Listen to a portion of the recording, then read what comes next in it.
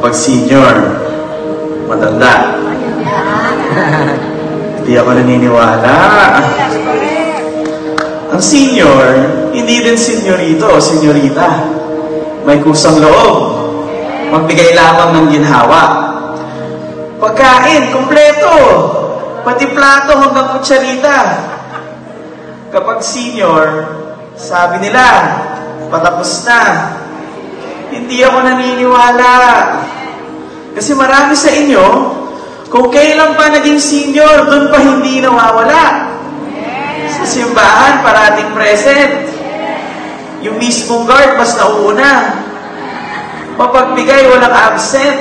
Nagsaserve at usher pa. Pangmatagalan, matatag. Malamotolite, coach saver. Pangmalaliman, Malamarianas, Jesus Christ, Lord and Savior. Pero, ang aking tanong sa ating lahat, sa 144 na araw at buwan na tayo magkasama, biruin mo, 12 years yun. Hindi yun biro. Ano kaya ang ating napapala? Tuwing tayo ay nagkikita-kita, ano ang iyong nakikita? Sumasabay lang ba sa uso? Sumasabay sa uso? Napili ka ba o napilitang sumama? Sa mga grupo-grupo.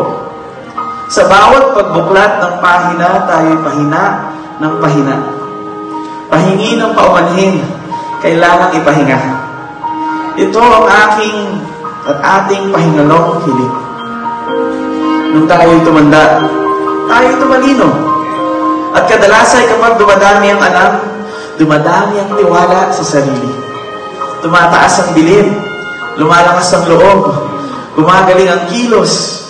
Marahil sa unang basa at sa mabilis na isip, parang di naman masama ang pagtanda. Pero nasa na ang mga araw? Kung saan magbati ay madali. Kung anong kiskisan, marahil lilisan, pero dalian din babalik. Nung tayo'y mga bata pa, alam lang natin na hindi natin kaya nang wala ang ating nakaaway. Dahil kahit na siya'y may sinabi o ginawa, siya'y kaibigan at kalaro, kakwentuhan, kasalong. Hindi masama ang tumanda. Pero tandaan, hindi lahat ng tumatanda ay nagtatanda. Bakit nung tayo'y tumanda, mas nahirapan pang maniwala? Nung tayo'y musmus pa, lahat totoo at tama. Walang mali, walang bawal, walang masyado, walang sagapan. Basta't kayang isipin, kayang tapusin. Basta't kayang pangakuin, kayang tuparin. Basta't kayang pangarapin, kayang gawin. Pero ngayon, simpleng salita, nasusuklian ng pagdududa. Simpleng pangako, walang kapalit na tiwala ng hihina. Ang puso'y dati umaasa, anong nangyari?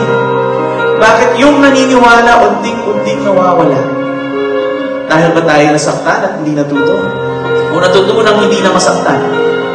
Ayaw nang sakyan ang mga salitang hindi ka aya-ayang pakinggan. Paano ba babalikan ang panahon kung saan pareho ang balita at katotohanan? Magkadikit at may dugtungan. Ang nais lang naman ay magtiwala muli, magmahal, pangakuan, at balikan sa muli. Ang grupong ito ay hindi lamang samahan, kundi simbahan. Hindi pagkukulungang gusali, pero mga kaluluwang kasali. Mga anak ng Diyos, may Ama sa langit, may Apo sa tuhod, may pag-asa kahit dating makasalanan, ngayon umaawit. Malalim, magkakakilala, hindi lang magkasama, pero magkasabay, nabubuhay, nananampalataya. Ang buhay hindi lamang patagalan, pero palaliman din. Kaya seniorly yours ang tawagan. Hindi dahil sa seniority, pero dahil ang mga senior na narito ay hindi para sa kanilang sarili. Kaya seniorly yours, kasi para sa iba, para sa pamilya, para sa kabataan, para sa kapwa, para sa Diyos. Sa Kanya ating tiwala. Handang isulat sa patlang na kung mag-isa hindi sapat lang, kulang. Mula noon habang buhay, iisa ang tugon. Sabi nila, kapag senior, matanda, hindi lamang.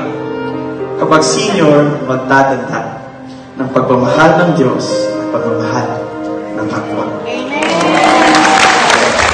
Amen.